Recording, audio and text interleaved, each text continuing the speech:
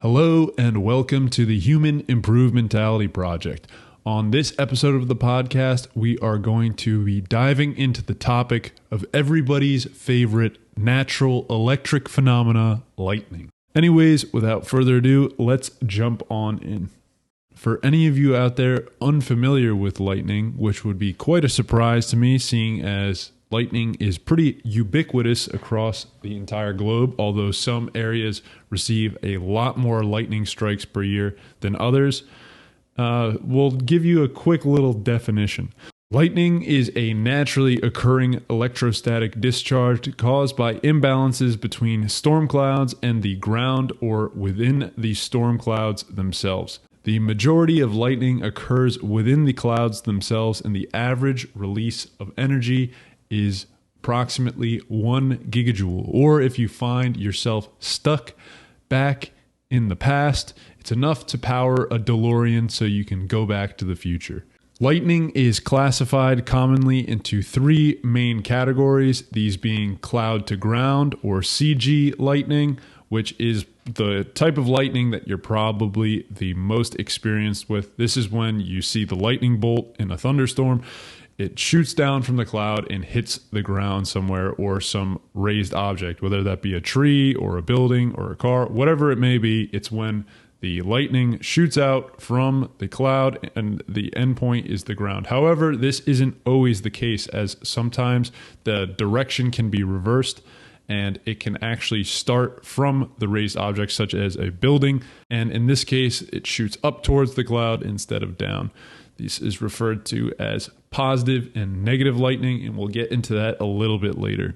The second type of lightning is known as cloud to cloud, also called intercloud lightning, and this is when the lightning bolt travels from one cloud to an adjacent cloud within the storm system. So within the thunderstorm itself, it shoots between the clouds. And then the last type of lightning is called intracloud lightning, and so this means that it is contained within one cloud itself, and it shoots the bolt of lightning between two distinct portions, two distinct oppositely charged portions of the same cloud, as opposed to intercloud or cloud to cloud, where it's separate clouds in the storm system. So down here we have a little diagram of the three types. So we've got cloud to ground, which is the one that I'm sure most people are most familiar with. This is the one that, shows up in the cartoons and of the character getting electrocuted, and is probably the one you're most familiar with actually seeing during thunderstorms themselves, as you see that bolt of lightning strike the ground or some raised object. And then we have the second type, the cloud to cloud or intercloud lightning, where the lightning bolt shoots from one cloud in the storm system to the other. And then lastly, we have the third type, the intracloud lightning, in which the lightning bolt arcs from one portion of the cloud, which holds a positive charge, to another portion of the same cloud, which has a negative charge.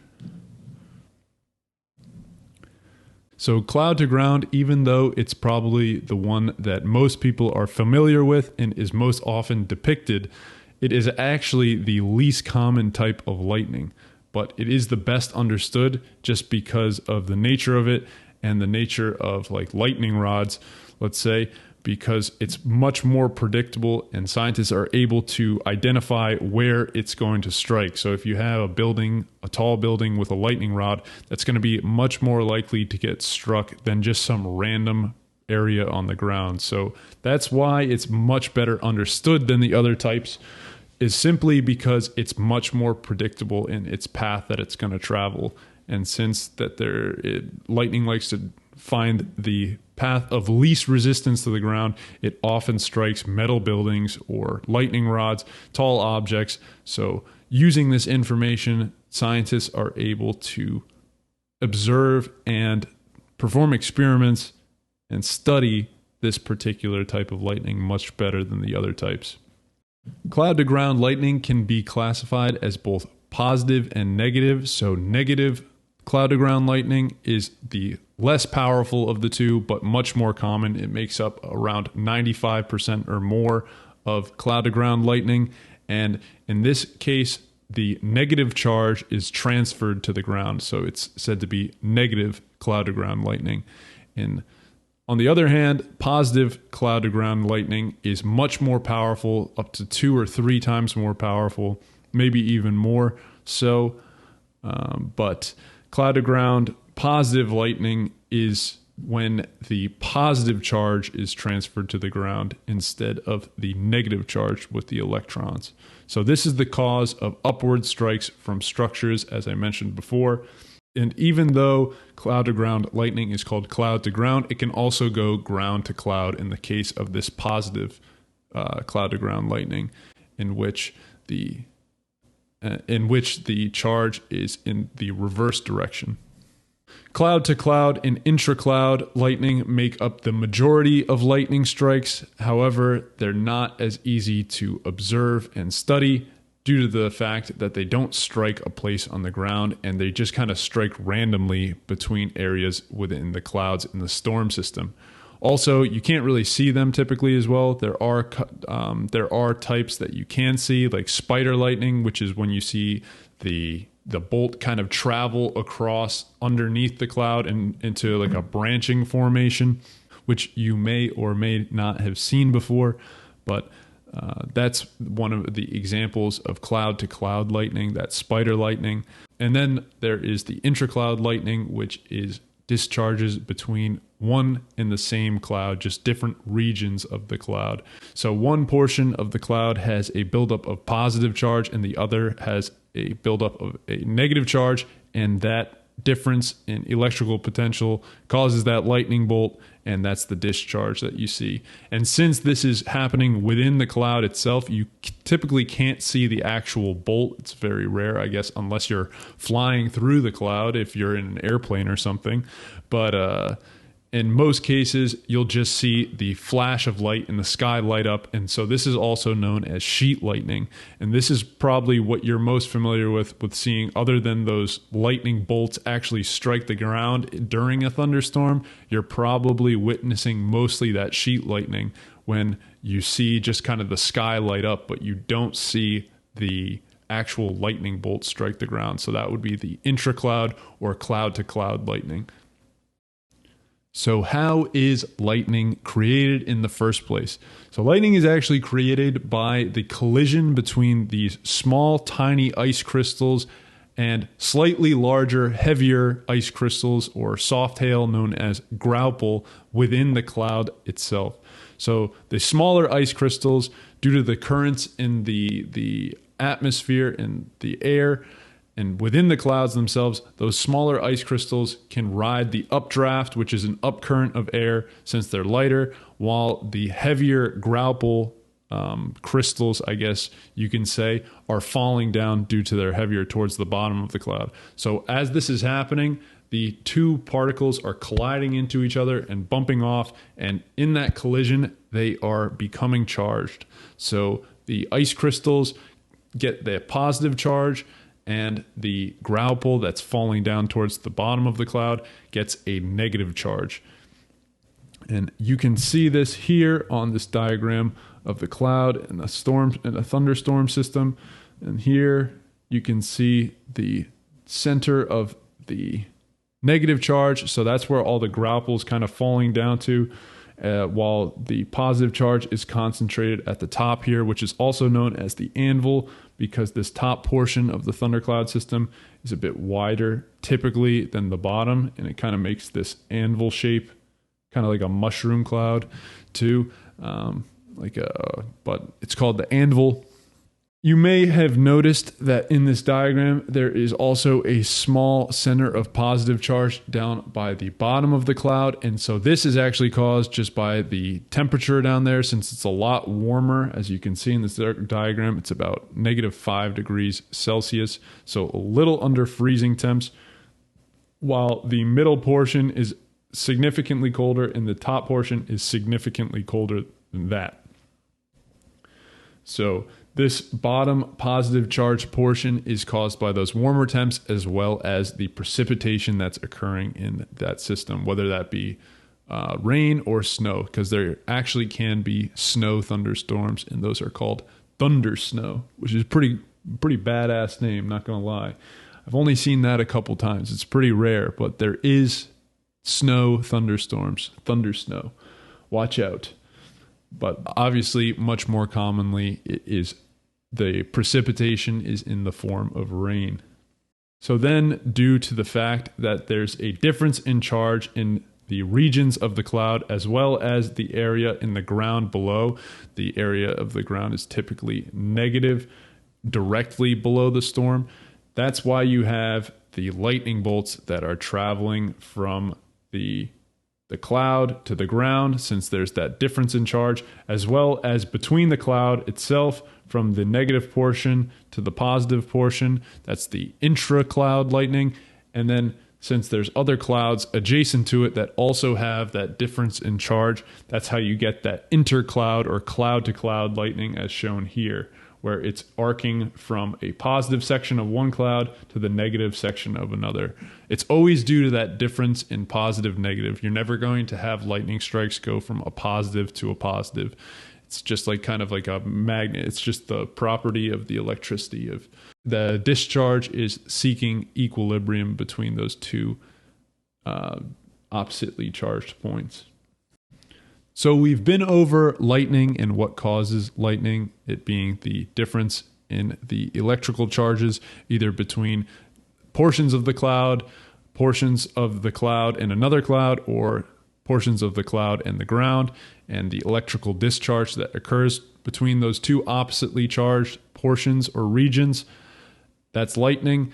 On the other hand, thunder is the audible shock wave that's created by lightning as it superheats the surrounding air to plasma, creating a rapid pressure increase in the air surrounding that plasma. So lightning itself is that superheated air, that it's those molecules being turned into their fourth stage of matter. So you have solid, you have liquid, you have gaseous, and then you have plasma. And so lightning is that plasma stage of matter.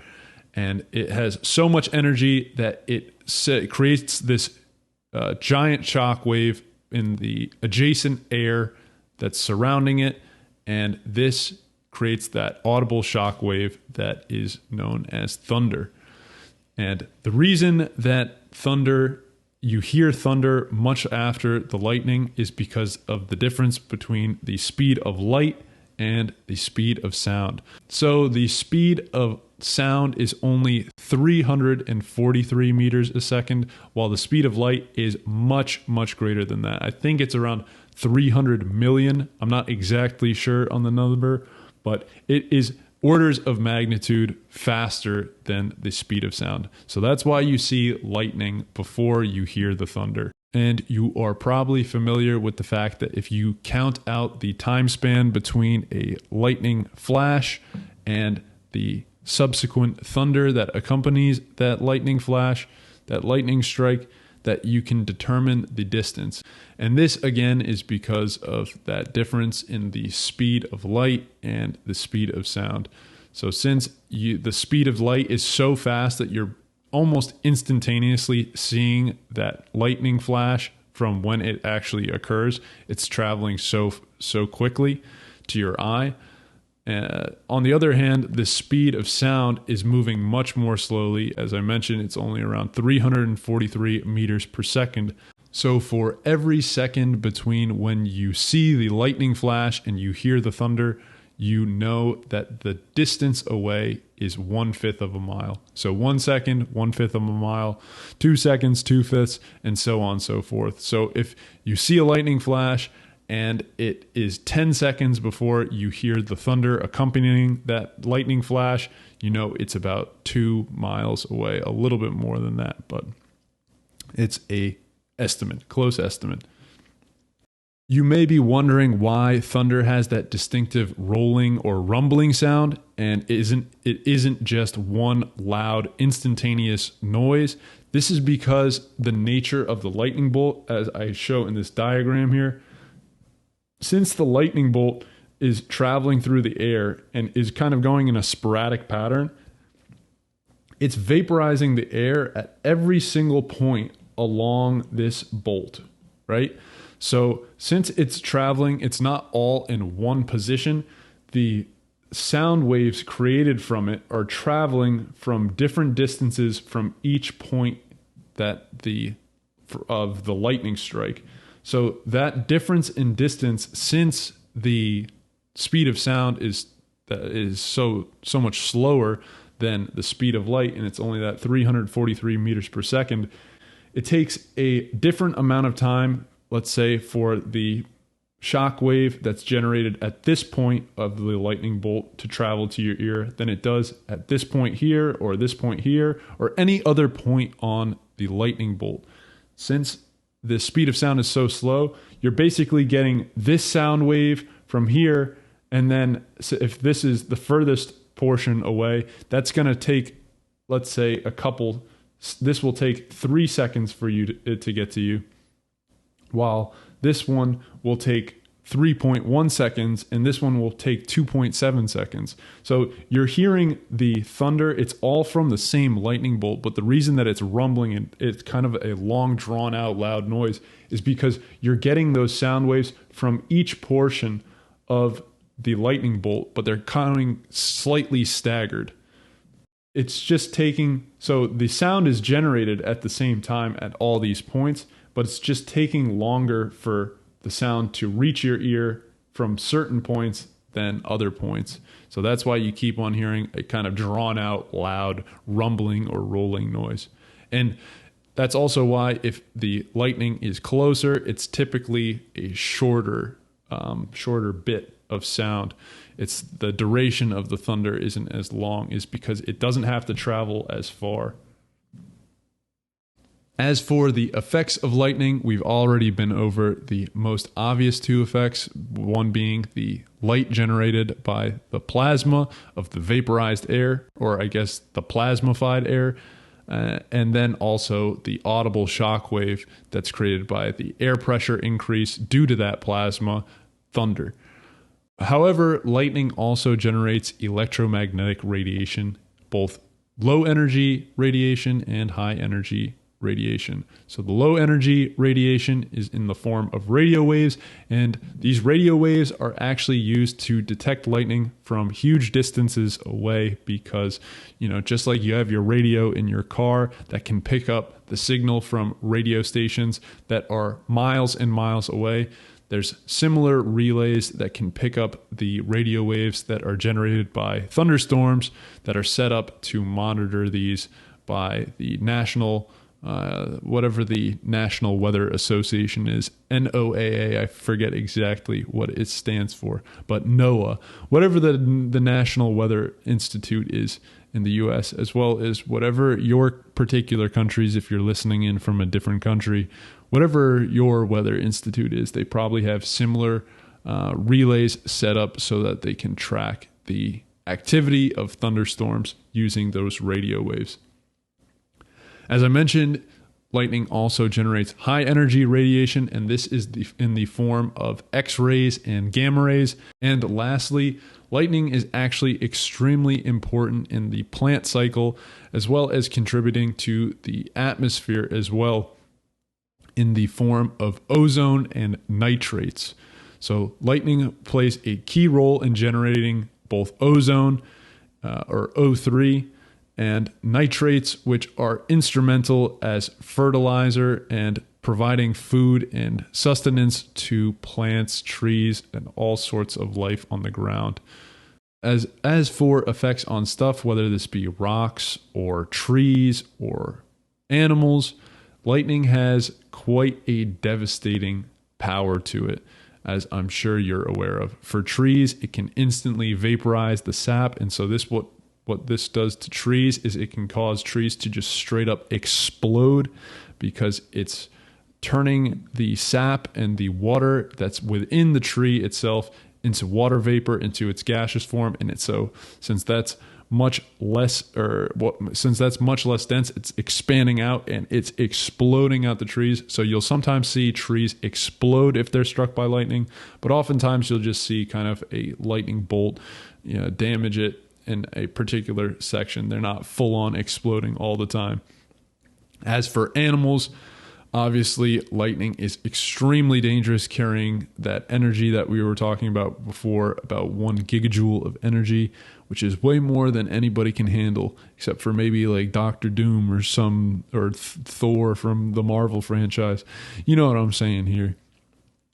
But for animals, getting struck by lightning, or even being in the vicinity of lightning, as once lightning hits the ground, it actually discharges and is still dangerous just in the surrounding area itself. You can still be electrocuted. But for animals, this can cause severe injury or death, and this is due to organ damage as well as nervous system damage. However, although lightning is extremely powerful and can be deadly, only around 10% of lightning strikes are fatal to human beings. However, and this isn't to say that you are going to be completely fine though. The 90% of people that do survive typically have major damage to their organs or nervous system that severely handicap them the rest of their life. Although there are definitely cases where people make it out completely fine, in most case scenarios, there is some lasting damage.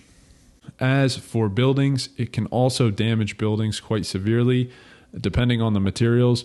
However, in most case scenarios, buildings are built to kind of redirect the lightning safely into the ground without damaging any of the core infrastructure. However, it's always a possibility that it could do some major damage. And then lastly, planes and automobiles. Planes actually get struck by lightning quite frequently just due to the nature of what they're made of. They're made of metal alloys, I think aluminum and titanium alloys, and especially that fuselage. So that is actually a huge attractant for lightning, and since they're flying through the storms, planes actually get struck fairly frequently. However, the fuselage of the plane acts as a Faraday cage and protects the occupants inside. So even if your plane does get struck by lightning, it's probably not the best thing in the world, but it typically won't cause any damage and everybody inside will be safe. And planes actually pretty often get struck by lightning, all things considered. Although you're probably most familiar with lightning in the form of thunderstorms, lightning can also be generated by heat phenomena, whether this be a volcanic eruption or a really powerful forest fire. So volcanic lightning is caused by the heat, as I mentioned, of the volcanic eruption, but it's also caused by the debris and the ash plume that is spit out from the volcano. Similar to how we were talking about the ice crystals and the grapple colliding and becoming charged within regions of the cloud. And similar to the cloud in a volcanic ash plume, there's a whole bunch of microscopic debris that's colliding into each other and becoming charged in a very similar manner to the cloud, a typical storm cloud. So that those particles becoming charged also contributes to the lightning. And obviously the heat creates that updraft. It's a very similar situation for fire lightning, where you have those ash clouds forming. It's actually kind of funny that in the case of these massive wildfires that create their own weather systems and these pyrocumulonimbus clouds with the fire lightning, it actually also creates a storm system as all the moisture in the air is condensed into these pyrocumulonimbus clouds and then rains down and oftentimes actually puts out the forest fire that was created and often puts out the forest fire that created the clouds in the first place. So kind of ironic, if you will.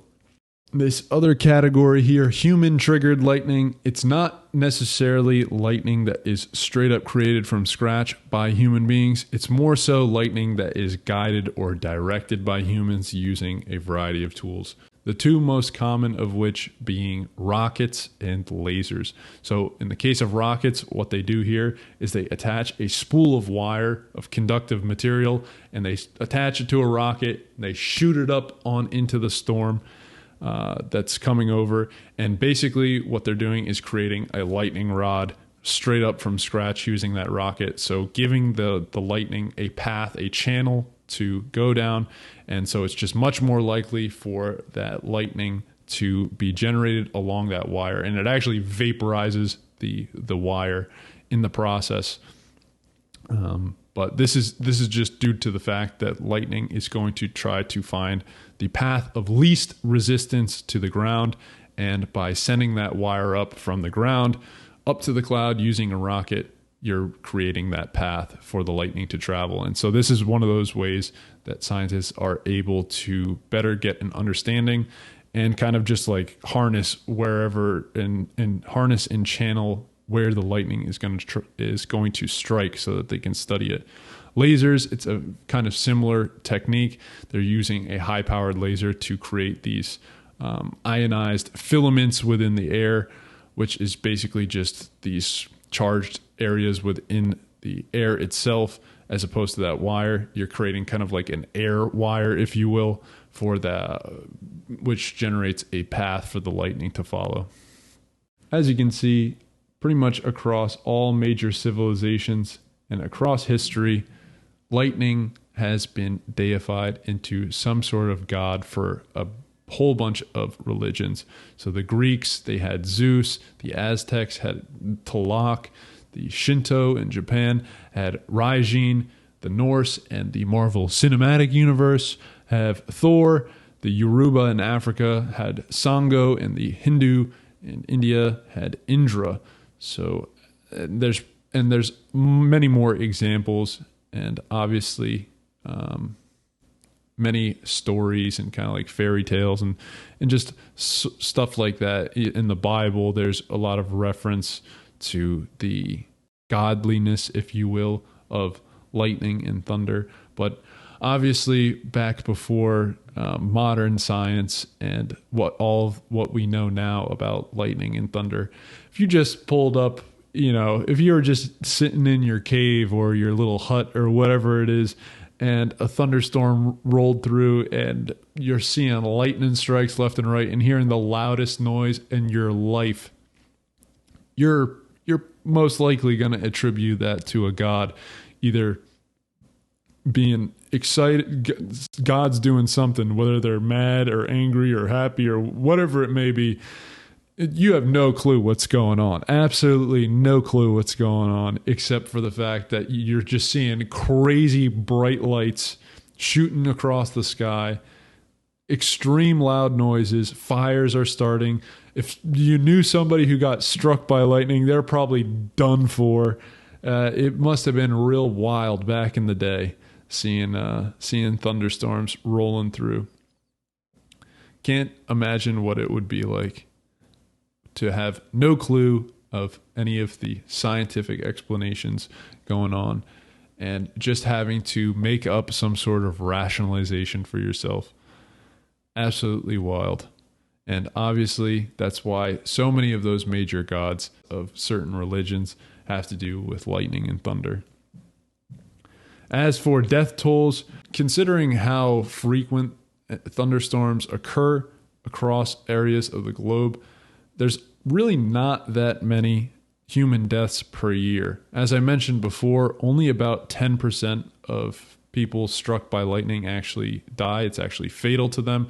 The remaining 90% typically just have severe injuries, and some people get away completely fine. But on average, the number of human deaths, at least in the USA, this was the only stat I could find an accurate reporting of. I'm not sure what it is globally, but I guess you could extrapolate using this number to the rest of the world's population as a ratio of the USA's population to the rest of the world. But the average number of fatalities, lightning attributed fatalities in the USA is about 28 people per year. And the most casualties reported for one individual lightning strike was 21 people, which is almost the entirety of the annual amount in the US. And I think this was due to the fact that these people were all huddled in one particular area. And so the lightning struck and the discharge was across that ground area and just zapped everybody in its vicinity and took them out. So one deadly bolt of lightning. So now that we've been over the death tolls of lightning, here's a couple of tips straight from the NOAA website on what to do and what not to do. Some lightning safety, if you will, so that you don't wind up a member of that statistic, a member of that average 28 per year in the USA, or whatever it is across the entire globe. So what you do not want to do is you do not want to be next to tall objects. So trees, poles, power lines, a tall fence, a mountaintop, a building, any tall object or structure. This is going to be much more likely to be struck by lightning. As we mentioned before, lightning's trying to take the path of least resistance to the ground. So if something is higher up or reaches into the sky, it's going to be much more likely to get struck by lightning, and you don't want to be nearby that. Another don't is you do not want to take shelter in an open shelter. So this is anything that is basically just a roof with no sides. This is not going to protect you too much, and if it gets struck, you still it's probably better than being wide out in the open, but it's still not particularly safe. What you do want to do instead is you want to shelter in a safe space, which is a fully enclosed shelter. So this could be a fully enclosed car or building, and as opposed to something that is open-aired and open on the sides. Another major don't is you don't want to just stay in an open area, so out in a field or something like that. And although it is beneficial to get lower and make yourself shorter and smaller, you do not want to lie down on your stomach or back, as this increases your surface area.